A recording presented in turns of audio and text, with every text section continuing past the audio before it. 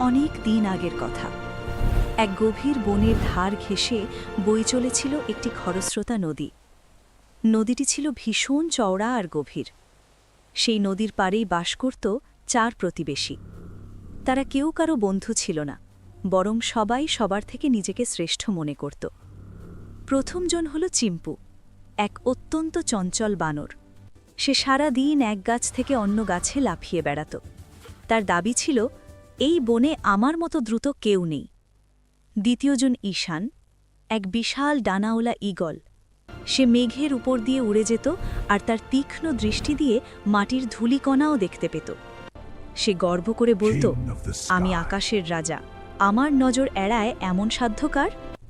তৃতীয়জন নদীর ত্রাস, কুম্ভ নামের বিশাল এক কুমির। তার যেমন ছিল ধারালো দাঁত, তেমনি ছিল গায়ে জোর। সে জলে ভেসে থেকে বলত, জলের নিচে আমিই সম্রাট, আমার এলাকায় কেউ ঢুকলে তার রক্ষা নেই। আর চতুর্থজন ছিল ভীম, এক পাহাড় সমগণ্ডার। তার গায়ের চামড়া ছিল পাথরের মতো শক্ত, আর নাকের উপর ছিল এক ভয়ঙ্কর শিং। সে মাটি কাঁপিয়ে হাঁটত আর ভাবত, আমার এক গুঁতোই সব কিছু ধূলিসাৎ হয়ে যাবে। তাদের দিন কাটত একে অপরকে অবজ্ঞা করে আর নিজের ক্ষমতার বড়াই করে। কেউ কারো বিপদে এগিয়ে আসত না। দিন গড়িয়ে মাস গেল, ঋতু বদলাল। হঠাৎ সেই অঞ্চলে নেমে এলো এক ভয়াবহ খরা। আকাশ থেকে যেন আগুন ঝরতে লাগল। বৃষ্টির দেখা নেই, নদীনালা সব শুকিয়ে কাঠ হয়ে যেতে লাগল। বনের গাছপালা সব মরে হলুদ হয়ে গেল। কোথাও এক ফোঁটা জল বা এক টুকরো সবুজ পাতা অবশিষ্ট রইল না। বনের পশুপাখিরা খিদের জ্বালায় হাহাকার করতে লাগল। চিম্পু বানর শুকিয়ে যাওয়া গাছগুলোতে ফলের খোঁজ করে হতাশ হয়ে ফিরে এলো। ভীম গণ্ডার শুকনো ঘাস চিবোতে গিয়ে দেখল তাতে কোনো রস নেই। কুম্ভ কুমির কাদা জলে শরীর ডুবিয়ে রেখেও শান্তি পাচ্ছিল না। আর ঈশান ঈগল শিকার না পেয়ে দুর্বল হয়ে পড়ল। সবাই যখন খিদের জ্বালায় ছটফট করছে, তখন একদিন ঈশান ঈগল তার শেষ শক্তিটুকু সঞ্চয় করে আকাশে উড়ল। অনেক উঁচুতে গিয়ে সে চারদিকে নজর বুলিয়ে দেখল। হঠাৎ তার চোখ আটকে গেল নদীর ঠিক মাঝখানে। সেখানে একটি ছোট্ট দ্বীপ জেগে আছে। আর আশ্চর্যের বিষয় হল, সেই দ্বীপের মাঝখানে দাঁড়িয়ে আছে একটি বিশাল বটগাছ, যার ডালে ডালে ঝুলছে টসটসে পাকা লাল ফল। রোদের আলোয় ফলগুলো চকচক করছে। দেখে মনে হচ্ছে যেন অমৃত।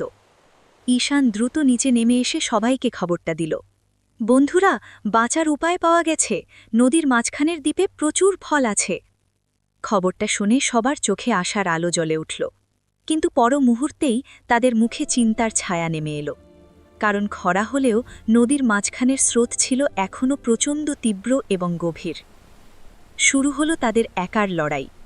তাদের পুরনো অহংকার আবার মাথাচাড়া দিয়ে উঠল।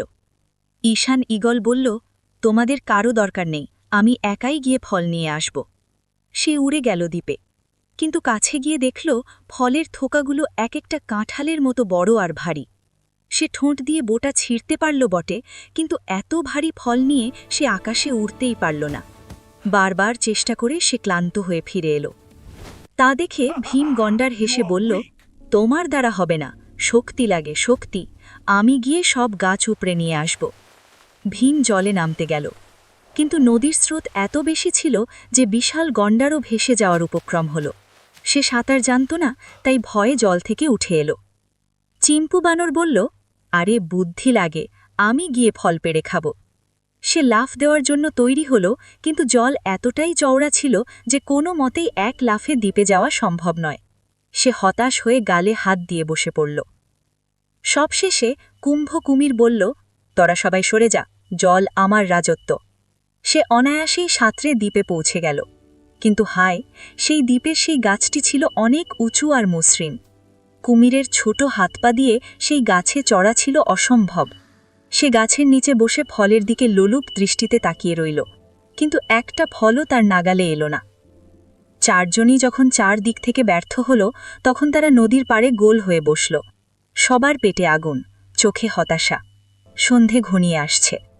তখন ঈশান ঈগল নীরবতা ভেঙে বলল, বন্ধুরা, আমরা এতদিন অনেক বড়াই করেছি, কিন্তু আজ প্রকৃতি আমাদের দেখিয়ে দিল একা আমরা কেউ সম্পূর্ণ নই।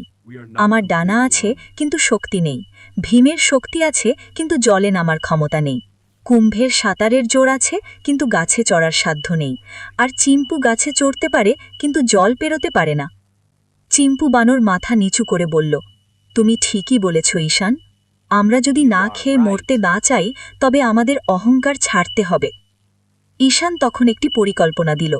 সে বলল, এসো আমরা আমাদের শক্তিগুলোকে একসাথে কাজে লাগাই। পরদিন সকালে তাদের অভিযান শুরু হল। বনের অন্য প্রাণীরাও অবাক হয়ে দেখল এই দৃশ্য।